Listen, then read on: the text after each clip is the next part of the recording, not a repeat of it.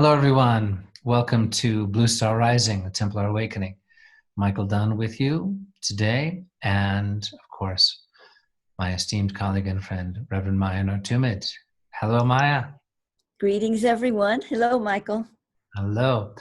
So, our subject today is, again, a profound one with both, I won't say ancient, but rather timeless implications, timeless story having to do with the manifestation of creation itself, and also very current and important to us all in the time of upheaval that we are all going through. And that is the reality of Lord Michael, the Archangel. And Maya has prepared several beautiful, brief videos to share with us today, and then we will engage in some exploration together. So Maya, do you want to say a little bit about this first video we'll be sharing? Yes. Basically, the information in it was given to me in the year 2000.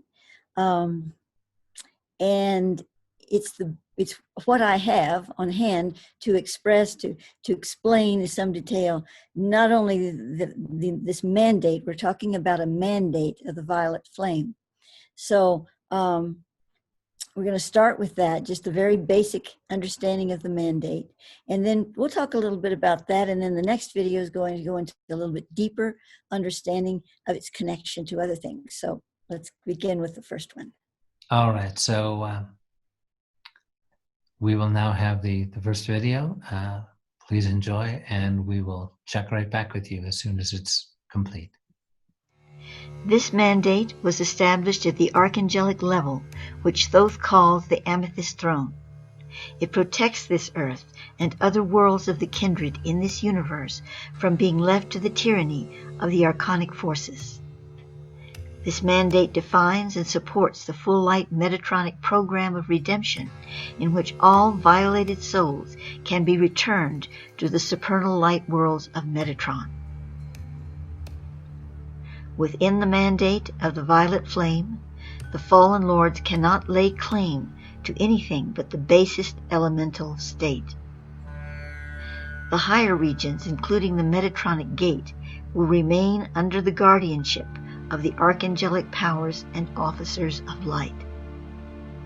There are many articles within this mandate, but this is the root doctrine in which it abides. Citadel of the violet flame, from the depth of the cosmic sea, into the presence of the great eternality I soar. I come winged, born of light, graced by peace, unto the holy citadel of the violet flame.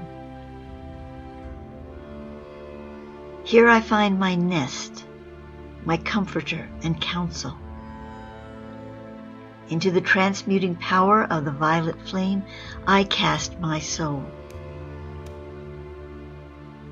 All else may rush asunder, lightning, storm, and wind, but I shall be at the heart of the one flame, one purpose, one joy, until the golden eye of God claims me through the law of love. I summon thee, master ray of transmuting light, through the violet flame of divine nature. I bid thee to enter my form, purify my mind, cells, energies, and life. I commend my whole being to your brilliant and fiery furnace of love. And so it is.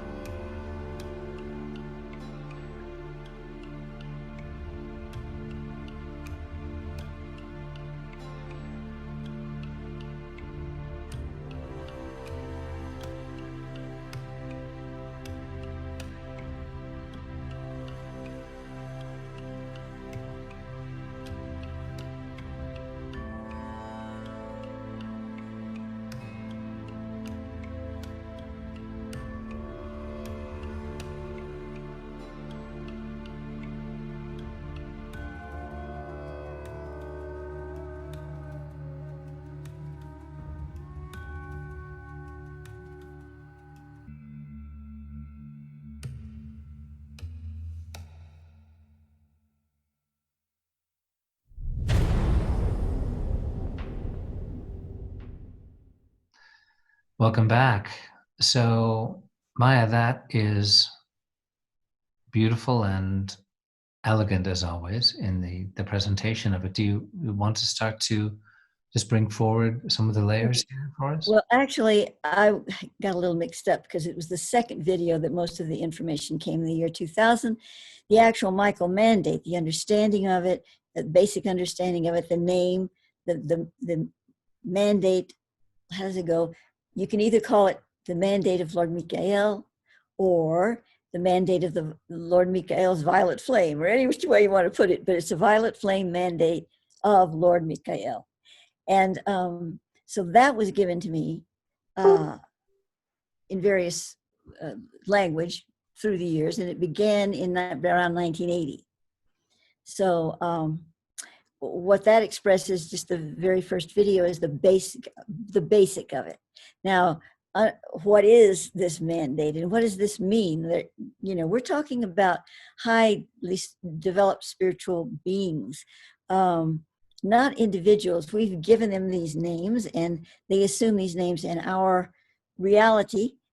You know, the universe is very accommodating. The spiritual beings are very accommodating. Oh, you understand it through those terms? Okay, we'll talk that way for you. You know, you want us to appear this way? Okay, that's fine. We'll do that.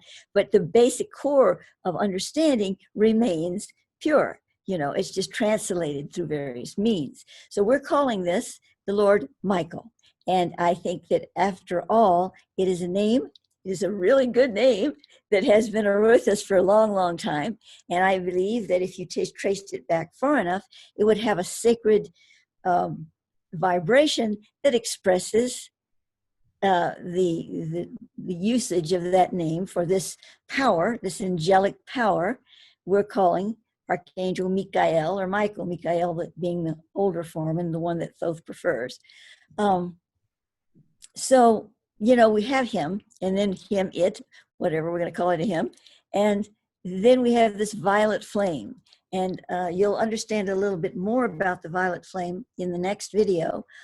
And it is, you know, I know it's traditionally connected to Saint Germaine, and that's certainly, I believe that's true. But if you follow it up the totem pole, you get to Michael. In other words, Saint Germaine might have been a messenger of that flame, and you know, in certain ways, but the directive of that flame, the firing of that, comes from the angelic host, or presence, or seat, or power, or being of Lord Michael. And Yeah, yes. I just wanted to pop in quickly regarding Saint Germain. You know, the origins of the name Michael are Hebrew, as far as we know. I mean, perhaps it goes further back, but the identified root of the name of the Archangel Michael is Hebrew, and it literally means "who is like God." Now, it's easy to perhaps misunderstand that as meaning the angel is like God. You were saying Archangel Michael, who is like God, but actually, it is the battle cry of the angelic hosts in their wars with the fallen angels and with the Nephilim, that they are literally saying in their battle cry, who is like God? In other words, no one. And certainly, while we are divine in origin, for, you know, a human being to make himself God in what Jungians would call the inflationary sense, making ego and making a god of the ego, rather than rising through the soul to reunion with the infinite spirit that is God, who is our Father, Mother, Creator. So it is, you know, it is Hebrew in origin. And of course, the Archangel Michael is common to not only what we would call the Abrahamic faiths, which is to say, Judaism, Christianity, and Islam, all of whom revere Abraham.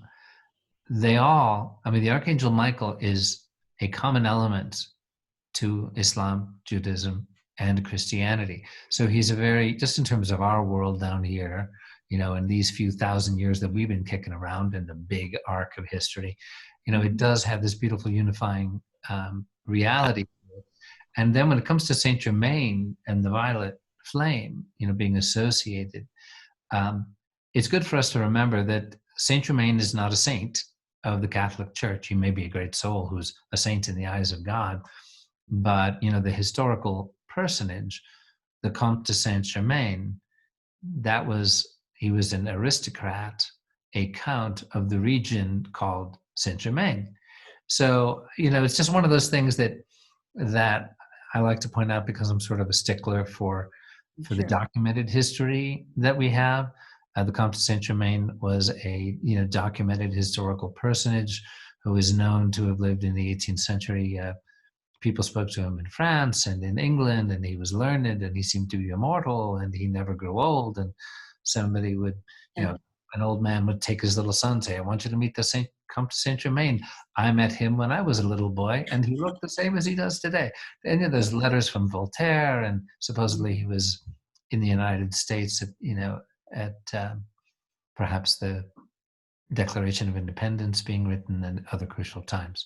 So anyway, that would make a good show into itself, because those has some things to talk about on Saint Germain. So sometime maybe we'll and of course he is reputed to have faked his death or whatever and lived on. Those who saw him decades after his supposed death, well into the 1800s, and I know people. Well, a friend of mine said he got a phone call from him. So, well, you can't beat that, can you? A prominent person here in southern Colorado told me that she met him on the train when she was a young woman. Anyway, so there are many legends surrounding him. I just wanted to bring that out a little bit. Yep. Okay, well, this next video, why don't we get to it? It's just 7.5 minutes long, I think it is. It's the longest of the three. And this one is a little more Thothic science, but it's not too bad. It's pretty it's pretty understandable, but bear in mind, once we play it, we will discuss it. So we'll bring it down to another level. Okay, let's do it. Please enjoy this next video.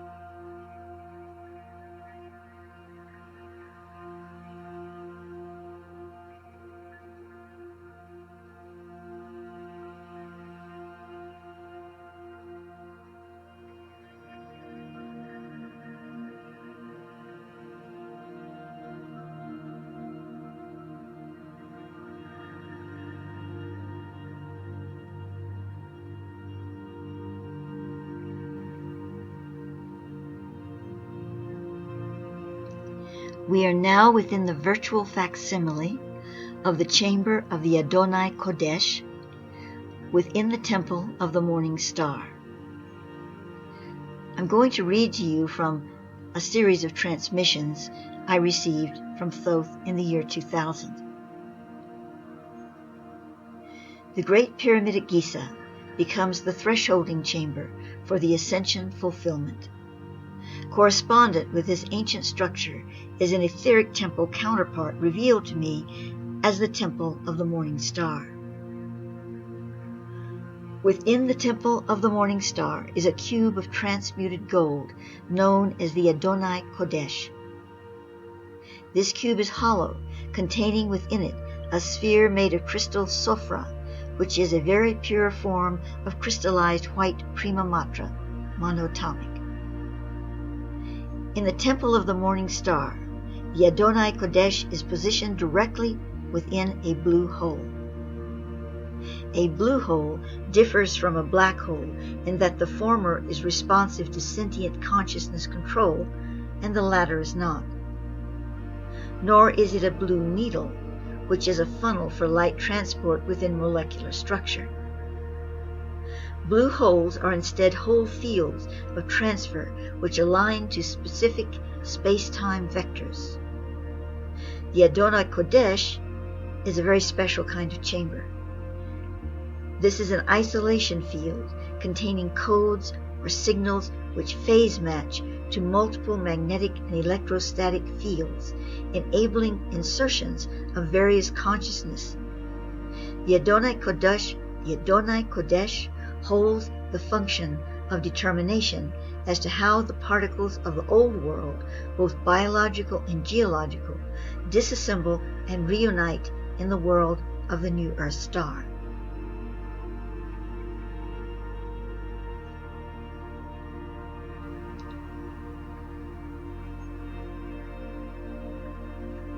The actual process of LP40, or Light Principle 40, begins with the firing of light mathematical codes within the Adonai Kodesh, which will occur once the blue hole it is thresholding aligns in complete formation with the key matrix of the conversion zone.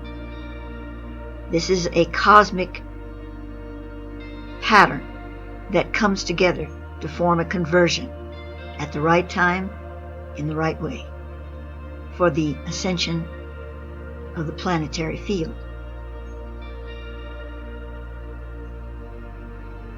From that moment until the entire transfer is completed, the Earth as we know it will begin to alter drastically. The whole process will span approximately 15 days of time as we understand it, but will seem timeless to the participants.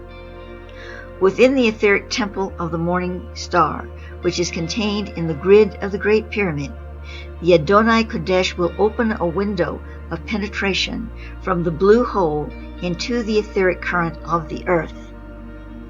This will enter as a single beam or intensive blue needle into the depths of both the etheric temple and the Great Pyramid itself, striking the chamber of Osiris underneath the structure.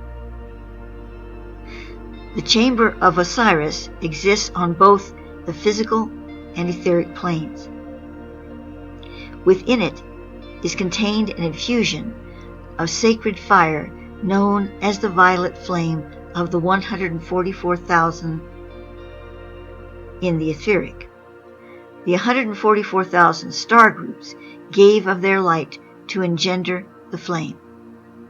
This was done when the mandate of Lord Michael was established for the universe, also known as the mandate of the violet flame. The violet flame of the 144,000 was given to Earth as the light of transfiguration for its redemption, so that Earth may once again come into its true role among the hierarchies of the 144,000 regent star suns. Not every star sun is regent. This is in reference to specifically empowered stars, which are the thresholds for the greater archangelic radiant suns. The Earth sun is not regent. However, when the ascended portions of Earth move into the new Earth star, we will be within a regent sun. We must understand that more highly evolved world systems dwell within their sun star, rather than orbit around it. This is a large topic unto itself, but suffice to say that our own current sun at higher dimensions of reality is not hot, as we would normally think of it.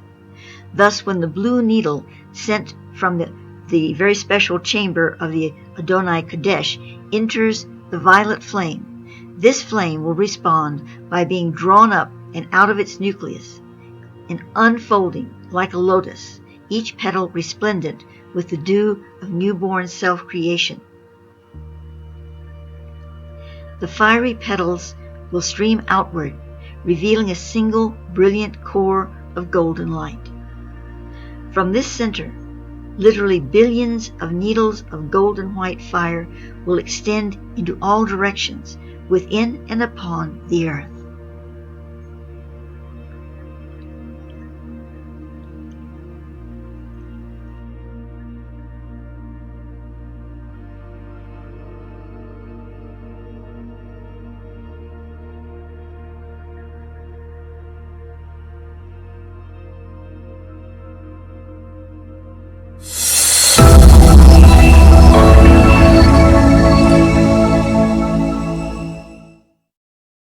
All right, welcome back.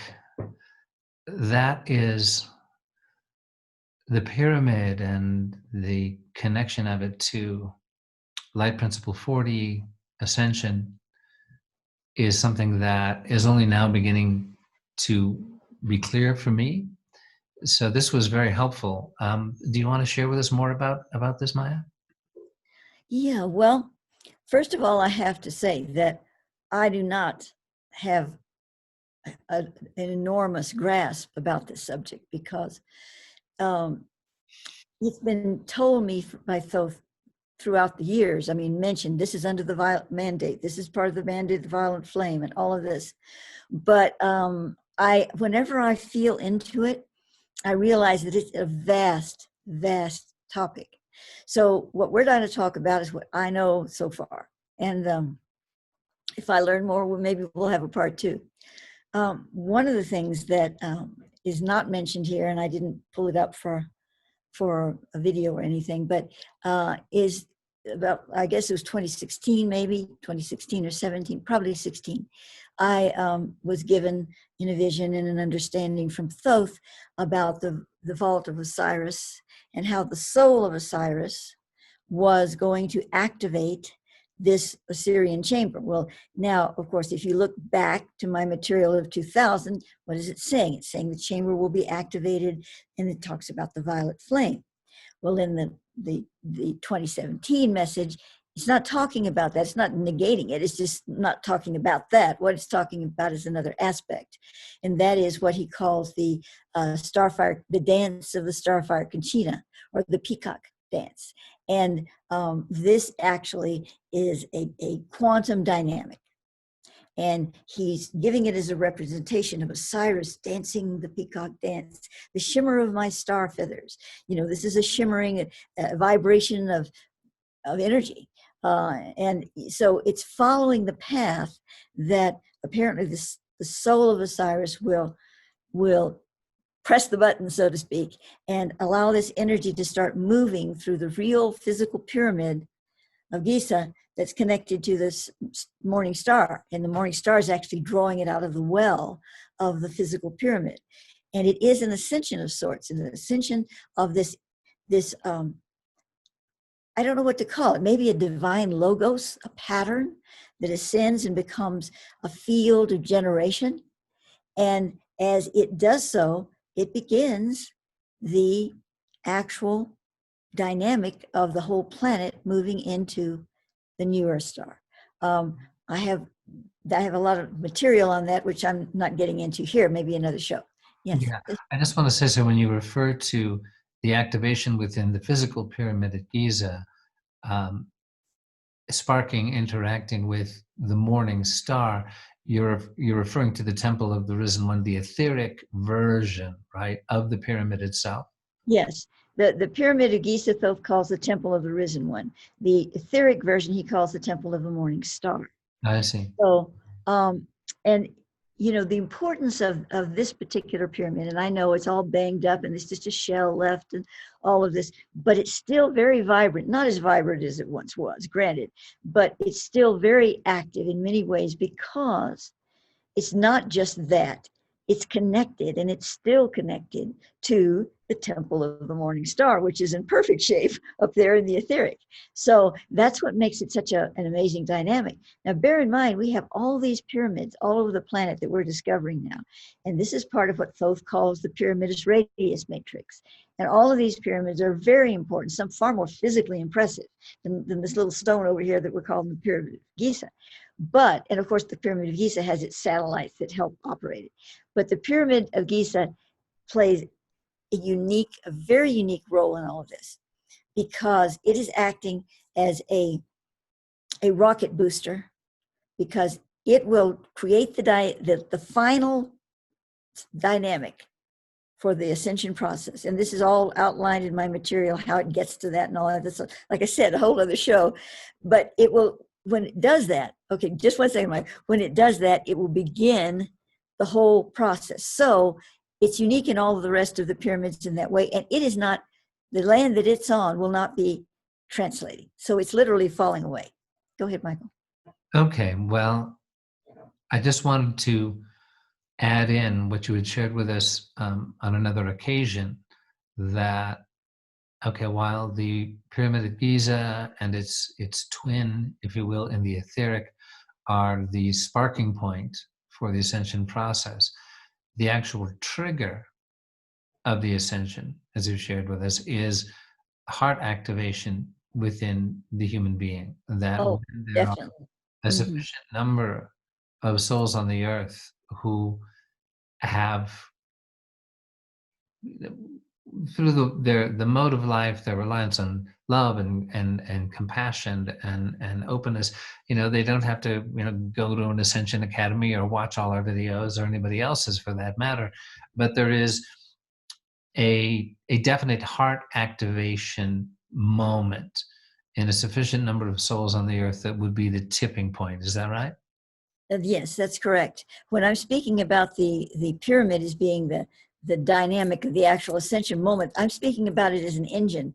It's like, okay, the heart ascension is lined up all this other that's taking place. There's many stages that take place before you get to the pyramid's lotus unfolding. Okay, so all of that is dictated by the heart ascension energy that has reached a crucial mass, shall we say. And when it does, then all these other things start triggering, like a set of dominoes, and the last little domino on the table is this dynamic with the pyramid of Giza, its morning star, and the peacock dancer, and all of that. Yes, I see. So I just like to think of the work that we are doing here on Blue Star Rising. Obviously, there's many other, light workers is a phrase I'm getting a little bit tired of, but for lack of a better word, it works. who are helping in this rising tide, this great awakening of humanity. But the heart activation within each one of us, that's the message that I love to see us return to over and over again, because that's the great dynamic. That's the engine of the rising of human consciousness towards ascension. Exactly. And back to the violet flame and the mandate itself. Again, as I said, that I don't have the whole history of it, and I really want to get that someday. But as I understand it, the mandate is an effort of love that is beyond anything we can really even understand. We cherish the word love, and we use it everywhere. We put it on our T-shirts. It's love, love, love. And some of us, well, many of us get into that vibration and really feel it, but that's nothing compared to what it truly is in the higher realms of the universe. And on that level, this mandate was given forth by beings that are beyond anything we can imagine, what we call angelic. And they gave it to us to help us to entrust the people of the universe that are God-centric to hold to the true course of the soul. Because when we had this explosion, implosion, or whatever, through the eye of Ra in Orion, that caused some kind of a upset. Again, I don't know the story of why that took place. We were in a situation where the whole thing could have been catastrophic. It would have just compressed into, a molecule.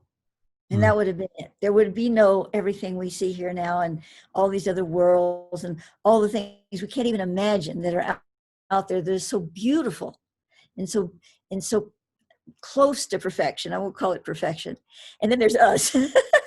but we're trying our best. We really are. And so this is the thing, this angelic picture are the overseers of this energy and consciousness. And they're saying, oh man, we got to do something about this. We got to help this situation out. And so they were given the power to do so.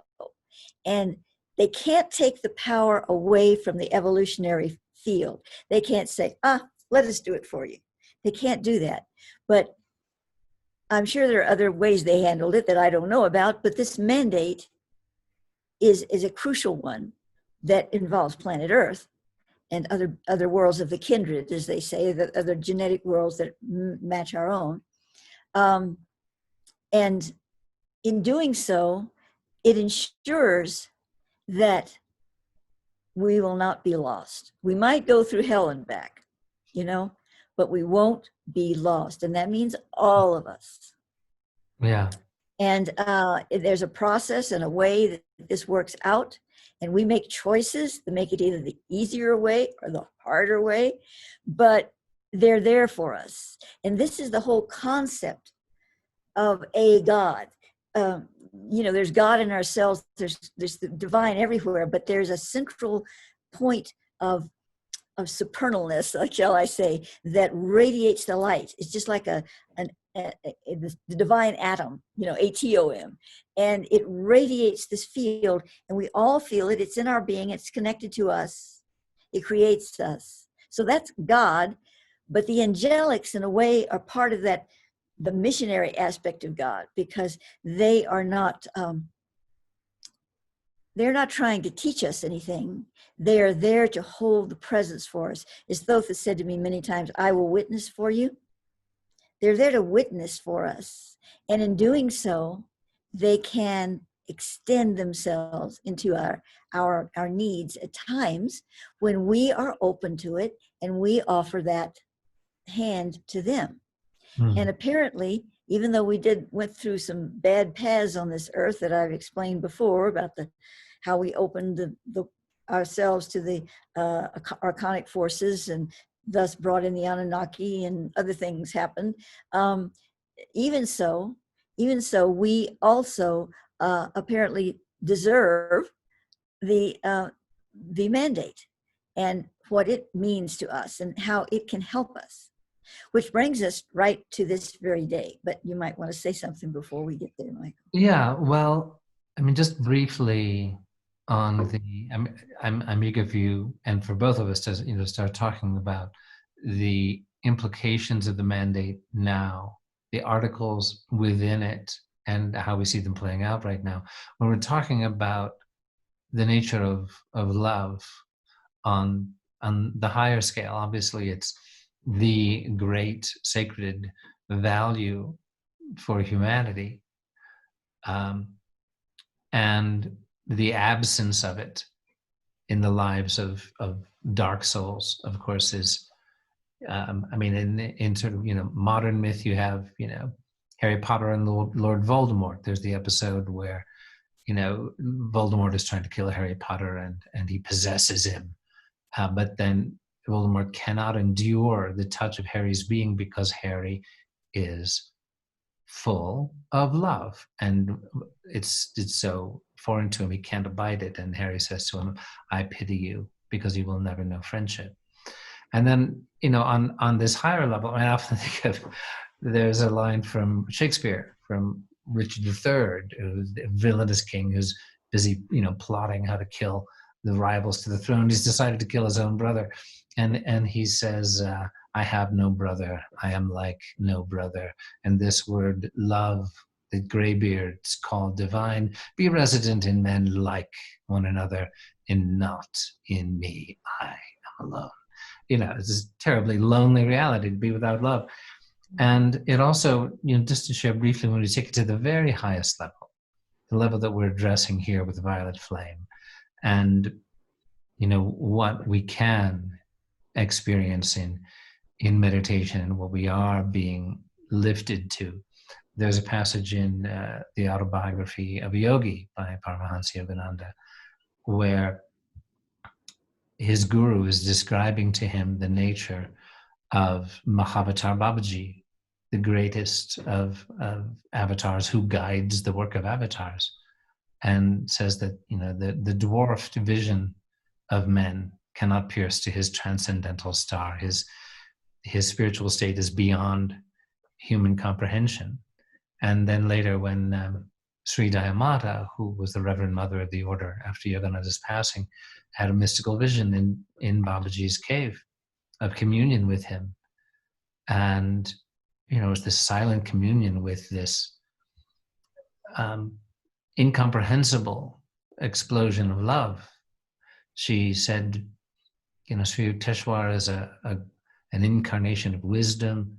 Lahiri Mahashaya was an incarnation of yoga. What is your unique nature? And she said, even as she spoke the words, an incomprehensible love, 1,000, 1,000,000 times more than the highest human love, all rolled together, just overwhelmed her consciousness. So, it's easy to just like, the English language is kind of poverty-stricken when it comes to this. We talk about that supreme cosmic love, and then it's like, oh, I love your dress. I love your cooking. I love this curry. I love this dog. I mean, And I we love that do too. in a childlike way. Huh? Is that? We do in a childlike way, Yeah.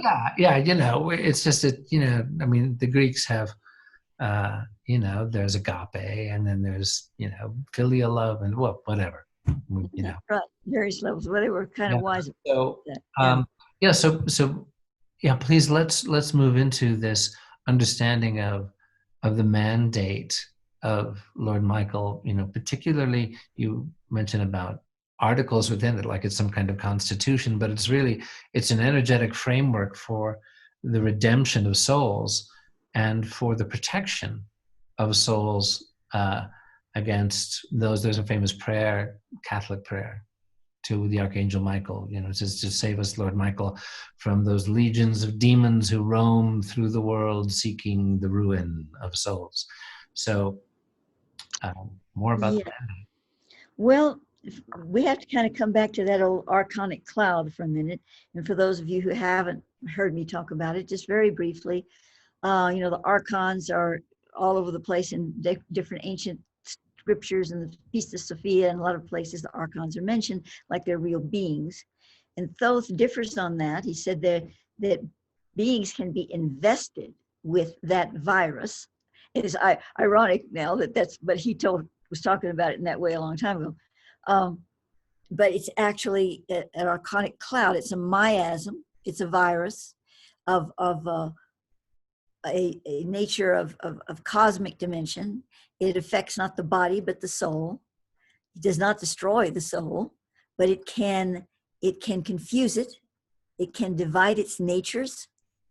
It's like, he's speaking to me now about this and saying, it's like an alchemist who undoes his sacred formula and leaves it in pieces all over the table.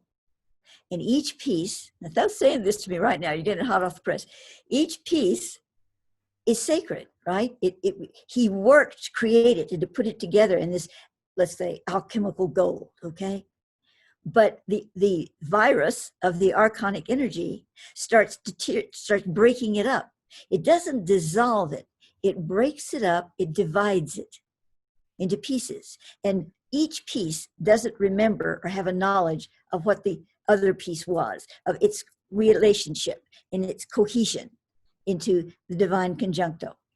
So it's this little fragment of beauty, of godliness that's sitting on the table going, help, help, because it's not connected to its kindred, and it doesn't have, the memory is lost in the renting apart. So Thoth is saying that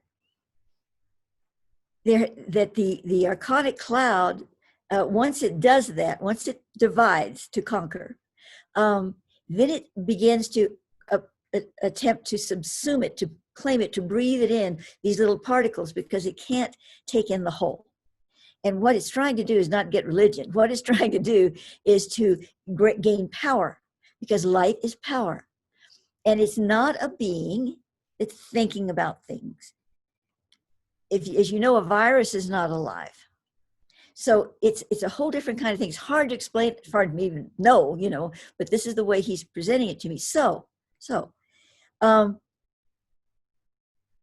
this virus is all over the universe and but it only enters spaces that you have to invite it. By invite it, I mean lower the vibration to a level that gives it the food it seeks. It's like having candida in your body and you're craving sugar, right?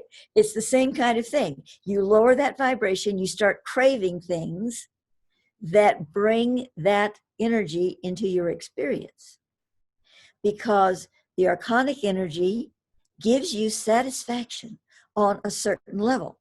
And I'm talking about all of us, because there's lots of levels of this. And all of us on this planet, every single one of us, even the Pope and the Dalai Lama and all of us, have a little particle, at least a little particle, that's contagious with this virus. Because, anything that's the slightest of negative thoughts, it's going to attach to and start feeding. That's its sugar. And when it feeds on us, we start craving more of what it's doing in our bodies. And this can be true in everyday life. We don't even notice. It's the smallest things. It gives us bad habits. It gives us diseases. It allows the viruses, not only the viruses, the bacteria in our body to crave things that's not good for, because if the archonic virus can get the bacteria in the body to cooperate with it to break down the body, then the body's more pliable, more supplicating to its service.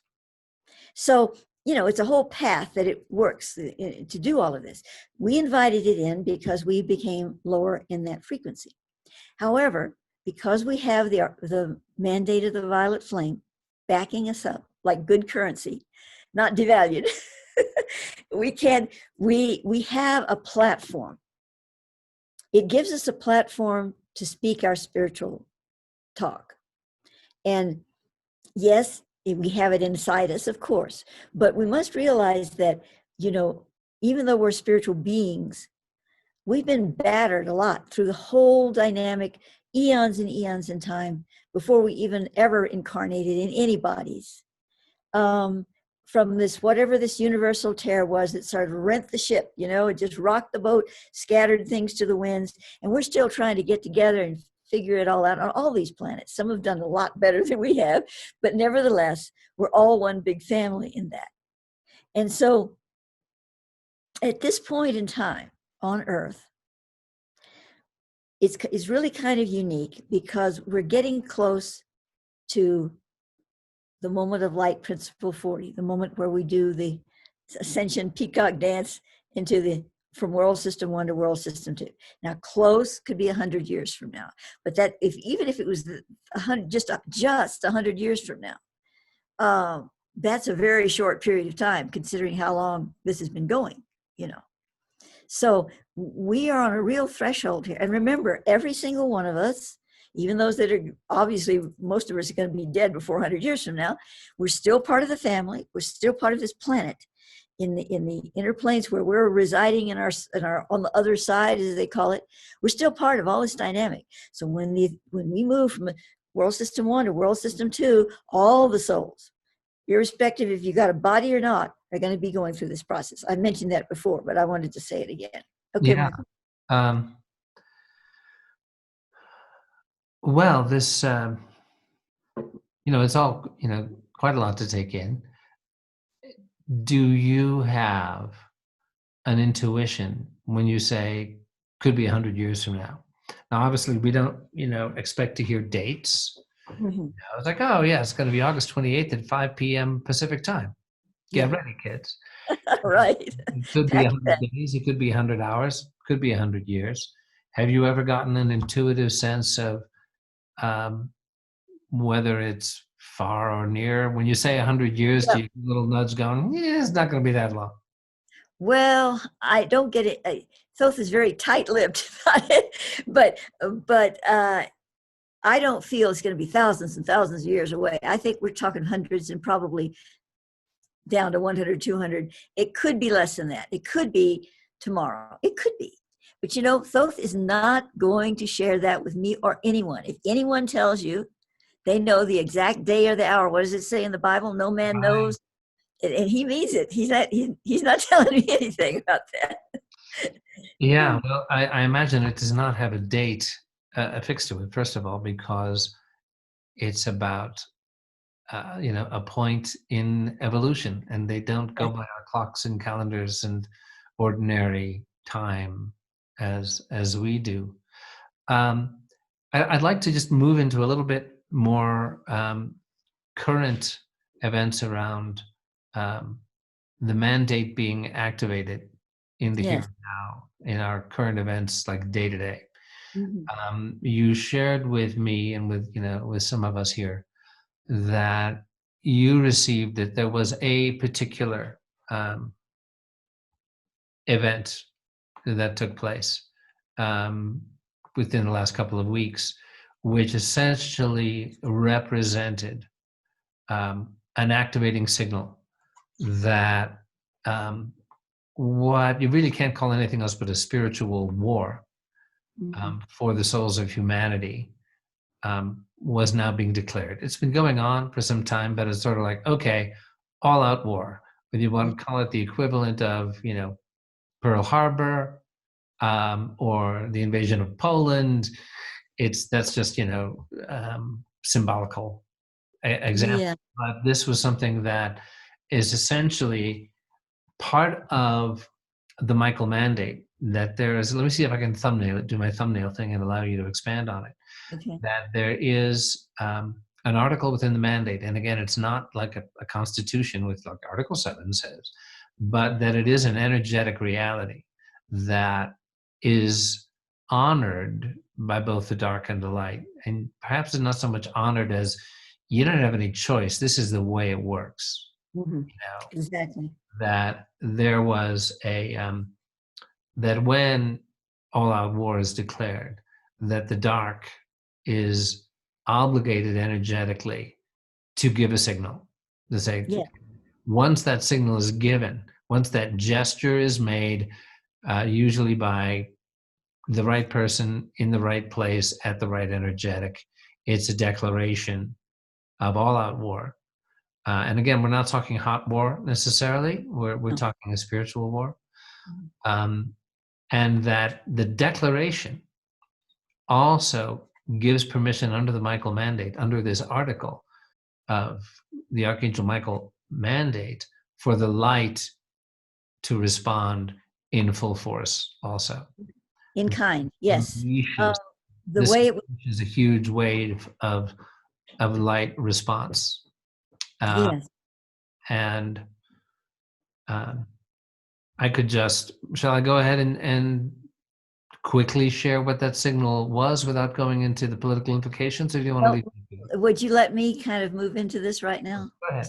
Because it's a touchy thing. First of all, if you want to hear how it all relates, and my vision, I'm going to talk about my vision a little bit, but this is all on the 1 hour audio I made called Lifting the Veil. And the reason the video was so long is because I realized after I had the vision, that I just happened to see this other thing that I had written on a dream I had in 1994. Of course, it was not a happenstance. We know how those things are.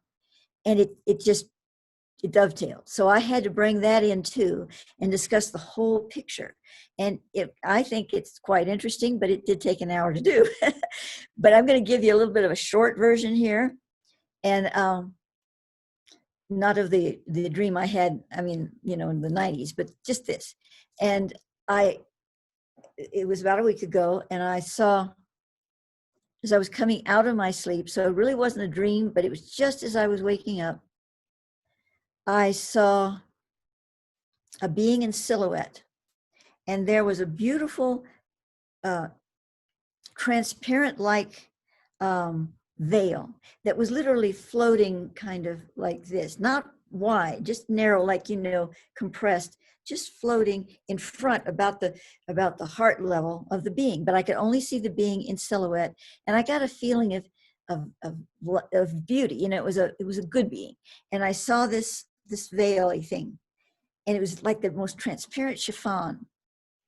And then I saw the being take it and lift it above the head, like that, just a little above the head. And through that, I knew I could see a sun, and I knew it wasn't our sun. And I saw the light of that sun just filter through over the head. It was bright, but it was not bright. It was not harsh.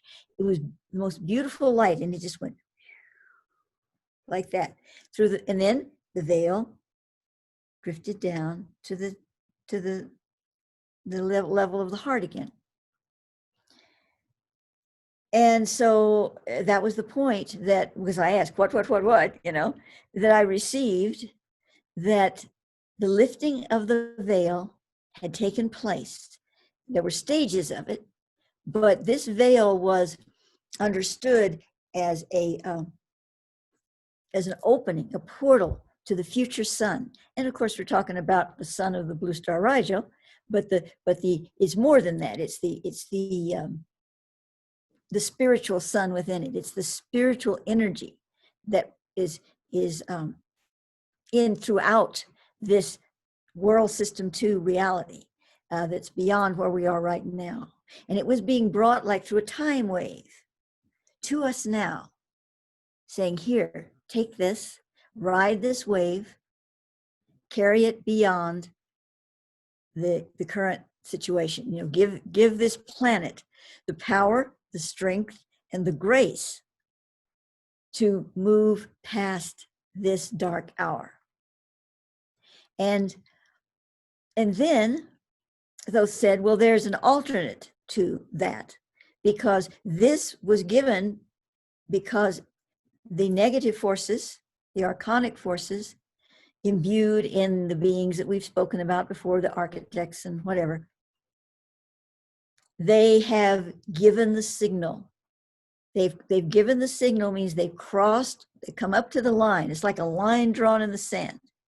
Your little funny business going on here, well, mostly humans are going to have to handle that. They brought it on. They've got to deal with it. We'll help them a little, but you know, they've got to deal with this. But when you pass that line, we can come in and help in a larger way. They still can't come in, they're not going to come in guns blazing, but they can come in a further dynamic of the whole thing, much larger. And he said, so the veil lifting like that was because the signal had been given by the archonic forces just that week or week before. And he told me what it was. Now, I don't know that I really want to share that here. I talk about it in the veil, lifting the veil audio at the end about this signal, because it could be controversial. It could be considered political. All of these things could come up in the conversation, in the narrative. So I don't know, Michael, what do you think about that? Well, you know, I think it does provide a distraction from what we're talking about to go too much into the specifics of the signal that you perceive was given. You know, I imagine that a lot of folks in our audience can kind of figure it out. You know, it has to do with a specific energetic point, a ley line point, at which, you know, a major symbolic gesture was made. You know, there are different points of view among people who are our audience. And we're not interested in going into potentially divisive points which distract from our main focus and the information we're here to share, the values that we hold. It is time to unify around those values. It is time to, you know, not be magnetized to the personality of one politician or another, but as they say in the 12-step world, principles before personalities, and that it's time to unify, to find what unites us as a common family, you know, as Americans, as human beings. And so I agree that it's not really to the purpose to go into the specifics of the gesture that was made, the line that was crossed, other than to say it's your perception that that line was crossed. Yes, yes, indeed. And I did put it on my video because Thoth told me to. He said, don't shout this from the rooftops, but let it glide through the window. So I'm letting it glide through the window by putting it in this other audio that's a whole hour long, and you don't get to hear what that is until the very end. So maybe forget it. I don't want to listen. Yeah, it's, you know, I think if you talk about a real war, a hot war, you know, that it's analogous in my mind, actually, very much to the invasion of Poland by Nazi Germany on September 1st, 1939, which is, you know, thought of as that was the trigger for World War II. Well, it was very much a trigger because there were treaties like this article that it was an absolute line that Hitler knew he was crossing, that, you know, the Allies, I mean, that Britain had a treaty with Poland. And it's sort of like the interlocking treaties that led to World War I with the assassination of Archduke Franz Ferdinand in August of 1914. You know, it was like, okay, you tripped the wire. You, I mean, it's like that. For the John Cleese fans, the Faulty Tower fans among us, there's a famous episode in his restaurant in the hotel called The Germans, where a party of Germans comes to visit his hotel, and it's, you know, 30 years after the war's over. And because he's such a complete, you know, buffoon and idiot, he's going, oh, the Germans, well, don't mention the war, don't mention the war. So he's serving them, and all he's doing is mentioning the war. And they're getting very upset because it's an upsetting topic. You know, no Germans like to talk about the war. And he says, you know, why you keep talking about it? You know, you started this. And he says, no, I didn't. You started it. You invaded Poland. Anyway, sorry. I'm an entertainer at heart. I have to tell these stories. But Sure. it's kind of like that. So it's like, no, you started it. You did that thing, that gesture, that you know, let us know. Game on. Basically, that's what it is. It's game on. And I think a lot of us, you know, are seeing that. Well, you know, we're all going on right now. We're all such unconscious beings in many ways. Some of us more unconscious than others, but you know, for the most part, I certainly won't speak of the masters that roam around us. You know, the very few that are still present on our planet, but most everybody, and I know I can speak for myself, has so much unconscious moments in their field, and even when we think we're being conscious, it's still just that much, you know, and this is what the archonic energies relish, because it's so easy to guide an unconscious soul into something that they would never really want to do, you know? And so the mandate of the violet flame, in a way, it enlivens one to receive greater awareness, specifically of where they are treading on dangerous ground. And you don't have to believe in all of that. You don't have to think about the violet flame and all that. Although, you know, if you do and you want to call summon the violet flame, that's pretty doggone powerful. So I'm not putting that down. I'm just saying it doesn't leave out all the other people that don't know anything about it. But when a human being gets into a place of receptivity with their own heart, the intelligence of their heart, the heart resonance, they can access many flames, but specifically in the context of what we're speaking now, the violet flame, which will allow them to transmute the elements that they've been carrying for so long, that are fragmented, that are broken and forgotten, that are left lying on the table, and they've become tainted. They've become, you know, like a film has developed over their shiny quality. Well, the violet flame just scours that film off. You know, it just polishes that stone, and it says, here, let's put you together with this piece. Ah, look at the light there. Oh, and let's take this piece over here. Look at that. You know, it allows the soul to feel that they're I hate to use this term, but let's put it in real, you know, religious Catholic terms. Their sins have been forgiven, because that what is really trying to interpret there in that phrase is simply the turning loose of the inner judgment and the feeling of being lost from God, you know. And so the violet flame helps one collect those pieces and bring it into a crucible. And once it's in the crucible, the Christic white fire comes down into that crucible and transmutes the whole thing. So it's really an alchemical setting. At one stage leads to another, leads to another. So what can we do, those of us who believe in such things, and certainly the violet flame is very popular, many people work with it. You know, right now is a really good time to start calling on that violet flame in your own personal life, in your own being, in your own heart chakra. And, you know, asking for that purification to take place. and begin it with your own body and then move it out into the world. Because if we start with us, start using that violet flame to clear away and create this light field, you know, it's like its own beautiful light virus. It can just carry it from one being to another. The fewer people that are feeding the demon, the beast, it doesn't ever say demon, it says beast, the beast, which is this archonically invested matter, whether it's a soul or a rock or a tree or whatever, because actually the archonic energies can invest in land areas. That's why some places are so drawn to be negative, or, you know, in souls, and you have ghosts and stuff. So many there.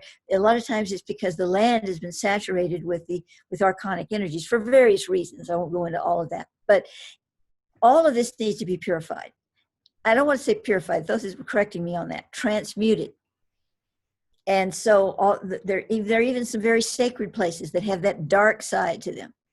And of course, we have to start with us, the living temple, but spread it through the whole experience, because when the archonic energy gets hold of a land area, even if it's just partially hold of it, and a person who's got that matched energy walks into that land area, it can be just, you know, it just grabs onto it and it develops a burst of that energy and it moves further and it just collects and builds and builds.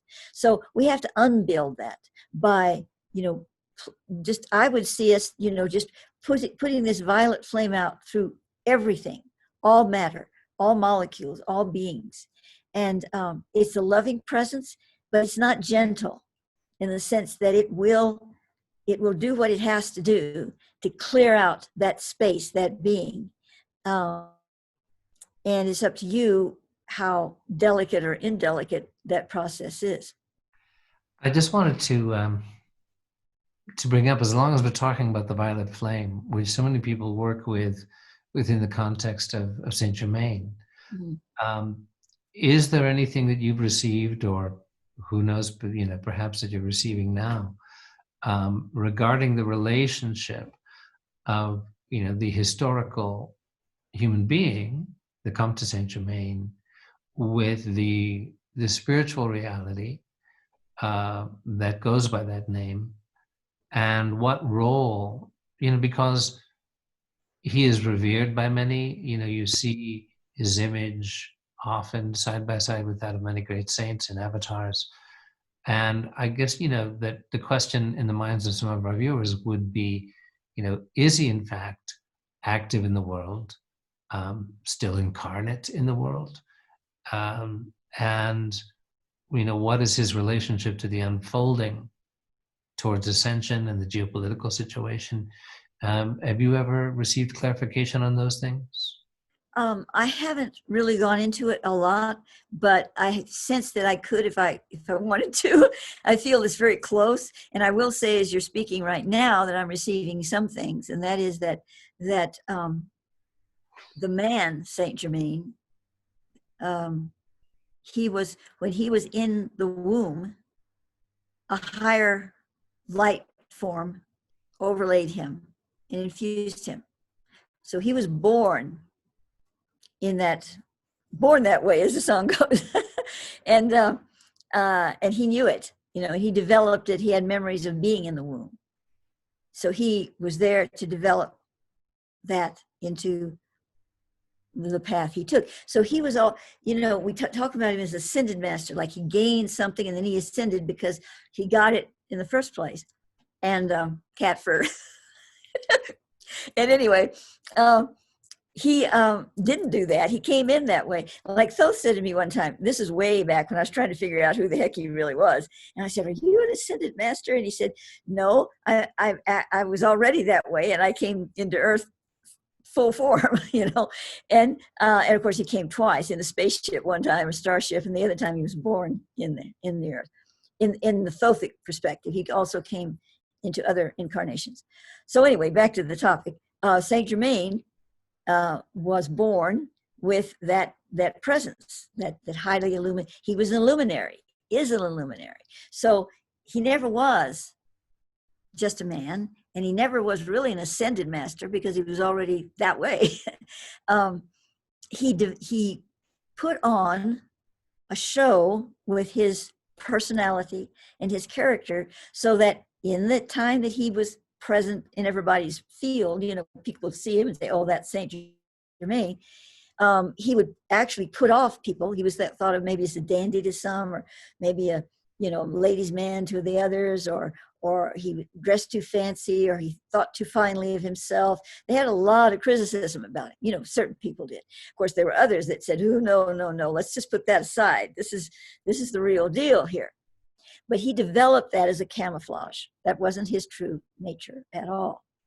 And so he was invested with the violet flame from the very beginning, and he knew and understand, and still does, that he is under the aegis of Lord Michael, just as Thoth is. And yes, he's still among us, but he's not constantly walking around among us. He's like the real Babaji and the others, where they can, come from that plane of experience into this world very, very quickly, whenever they want to, Right. The immortals, as they're referred to by some folks I know. Thoth calls them that too. Yeah. Yeah. Well, are we at the moment where we want to look at the third video? If you say so. I'm not watching the clock. Okay, well, let's do that then. Okay, well, before we start, a little bit about what we're about to see. Right. Before we start, this is just basically this is called the infusion of the violet flame. We've been speaking about wanting to take it into our being, and this is about doing that. And I have all these videos will be independent for you to access, so that if you just want to see the videos and work with them, you can do that without having to watch this whole show. Yeah, go ahead. All right, so now we'll watch this one.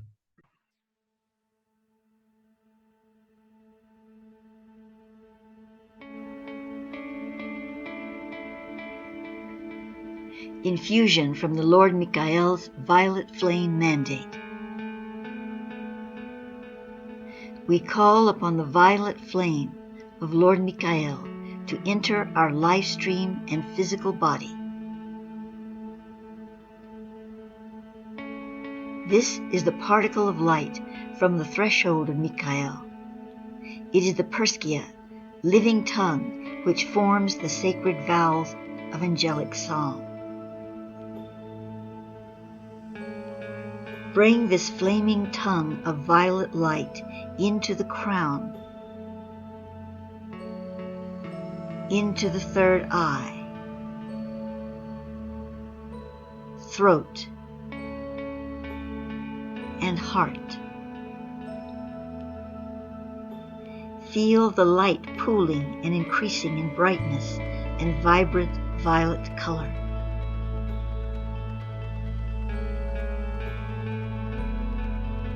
As it reaches the fullness in the heart, then shoot it as an arrow down into the solar plexus.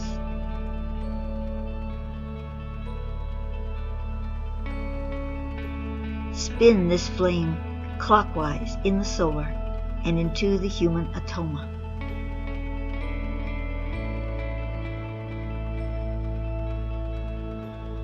Then send it streaming down into the navel and base.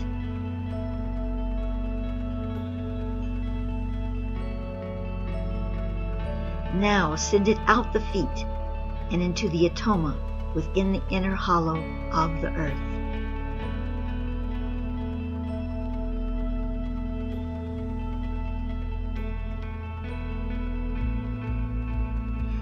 Thus, the 2 points are anchored just above and connected to your solar plexus, and within the sun of the inner earth's sacred heart.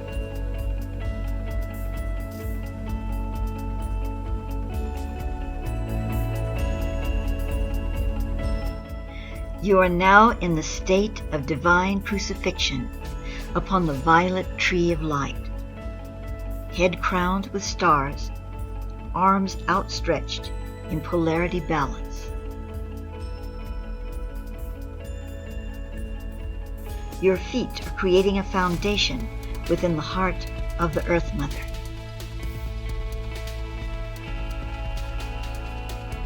As the violet mandated flame is sweeping through your being, it is filling every cell and molecule of your physical body, purifying and protecting your entire earthly system.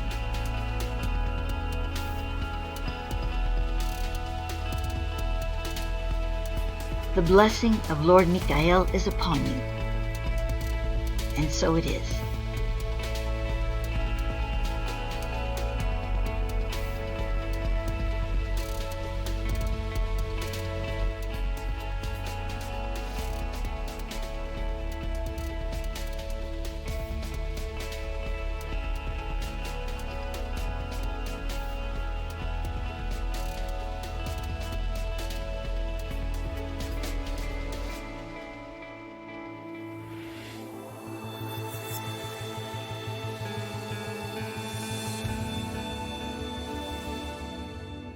So to be able to work with the violet flame in that way, that was so helpful to see that. And I hope, for everyone, that, hey, separate that out as a clip, use it as a meditation technique if you wish. I've, been shared in group meditations with friends of mine on occasion who work with the violet flame in a similar way to what you described. So I'm very glad we were able to share that with everyone. Yes, and I'll have a. Oh, I'm sorry. No, yeah. I'll have a link to it below that called Violet Flame Series, and you will find those 3 within it. Right. And by the way, speaking of meditation, starting this Sunday here on the Blue Star Rising channel, we will have a sacred activist meditation, which I will lead with chanting and meditation every Sunday at 10 a.m. Pacific time for an hour. So we very much welcome you to join us for that. I'm really looking forward to it, Michael. Yeah, yeah, me too. I led meditations and chanting for many years at the ashrams of Self-Realization Fellowship in Southern California. It's a beautiful service and privilege to offer. So I'm very glad to have the chance to do that. There is, I'd love to just bring this reality of the Archangel Michael back for us now in a even more personal way, because I experience, there is such power and appeal in the Archangel Michael for many people, particularly for me in a personal way, because growing up Catholic, he was very much a presence. I went to Catholic grammar school, and right across the street from our church that we went to every Sunday, and just a couple of blocks from the church and from my home, there was a war memorial to the soldiers who had fallen from our community in Oak Park in the First World War. And it was erected in 1925. And so it referred to those who had fallen in the Great War, in the World War, as there had only been one. And it had statues of a soldier and a sailor and an airman. And behind them is this majestic figure of the Archangel Michael with his sword. And I played on that memorial probably hundreds of times when I was a kid. There was in Scoville Park, just off the intersection of Oak Park Avenue and Lake Street. And there was a little hill there, which we'd go sledding on. And it was right across the street from the public library. So I, go back and forth to it, thousands of times, I'm sure, during the time of my growing up there. And so we very much entered, my own memory and being as this, protector with the sword of justice, as the, captain of the heavenly hosts in the battle against evil forces. And I think it's a fallacy of the so-called New Age to, in our embrace of nonviolence, in our embrace of peace and love and compassion, to forget and neglect or even condemn the right use of justice, of the sword of justice and truth, of defending the innocent. We're not going to, if you pass an alley in which, a young child is being abused or strangled or killed, you're not going to just sit down and pray, say, well, I hope that the soul of this evildoer will recover in time to spare the life of the child. No, you use force. And we've been given now spiritual power is coming to us in a very much stronger way. And calling on the Archangel Michael is a very powerful way to invoke that divine justice and that right use of the exalted masculine to as the protector dynamic, as the defender. It was an essential aspect of Templar esoteric wisdom, of the divine and balance of divine feminine and sacred masculine. And the invocation of the energy of Archangel Michael is a beautiful way to assert that highest quality of the exalted masculine.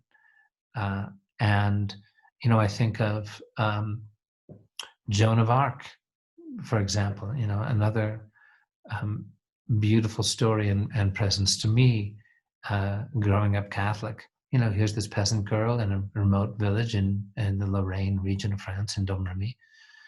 And this angelic presence comes to her one day, and gradually she identified this presence as the Archangel Michael. And when the story of Joan and her voices is told, and yes, you must go to the Dauphin and be given command of the armies of France and deliver France from England. That's not how it began. It began with this angelic presence telling her, go more often to church, pray, yes, fast, once, on a regular basis, and remain a virgin until it shall please God. So this allowed her, actually, when her parents wanted her to be married off to somebody, she could say, well, I am feeling this divine guidance that I must not at this time. And only gradually did the Archangel Michael and then St. Catherine and St. Margaret, the other voices, come to her and say, you must go and speak to the Dauphin as a messenger of God to remove the English from France. And so it's this, there's a beautiful prayer which was shared with me by a good friend that I would like to share with everyone and read aloud. That is, and we'll post it. It'll be available on our it'll be available for all of us. Let me just read this. And this is a very powerful prayer of protection that it is good to begin and end the day with. And of course, each of us have our own prayers that we may be very well attuned with and that work for us. But I offer this one with thanks to my friend David Shurchin. So let's just close our eyes for a moment and calm thoughts. And you could gently raise your eyes to the point between the eyebrows, the spiritual eye, and let these words be received in your heart as we feel the divine presence. Beloved angels of God, beloved masters of wisdom, peace, and love, beloved lady masters of heaven, beloved elder brother Jesus the Christ, beloved mighty Saint Germaine, beloved Heavenly Father and Mother who are in heaven as on earth, we come before you, asking for your heavenly help in all things that we do. We ask for your holy protection always, so that the work we are meant to do in this world will not be disrupted or delayed in any way, but will proceed with the greatest of ease, peace, and blessings. We are grateful for all the good we have been able to do by your grace up until now, and so we come asking for further protection at all times and in all situations, so that we can continue to serve the will of God.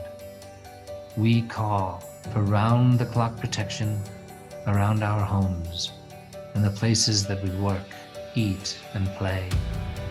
We call for solid protection around our loved ones at all times as well, that they can never be used as pawns or tools of darkness, which is only ignorance of God's love. Keep us always in the brightest light. Keep us immune to the negative pulls of the planets, people, or spirits. Keep us happy in seeing the truth in every situation and free of judgments against our brethren. And keep us always alert to potential dangers coming from any source whatsoever, whether seen or unseen, known or unknown, embodied or disembodied. And may we always have an avenue of escape from danger or mishap whenever necessary. Let us truly be instruments of the divine, seeing clearly what would be the best course of action to take, if any, in every situation that we see. Speak words of wisdom and counsel into our listening ears, and see to it that we are always surrounded by angels of light, protection, wisdom, and love. Let us truly reflect the presence of God on earth as it is in heaven. See to it that our lives are filled with laughter, joy, and love always. And may we be empowered to bring these same blessings into the lives of all those we contact. Let healings occur in our presence and miracles too. Lord Michael before, Lord Michael behind, Lord Michael to the right, Lord Michael to the left, Lord Michael above, Lord Michael below, Lord Michael, wherever I go. I am its love protecting here. I am its love protecting here. I am its love protecting here.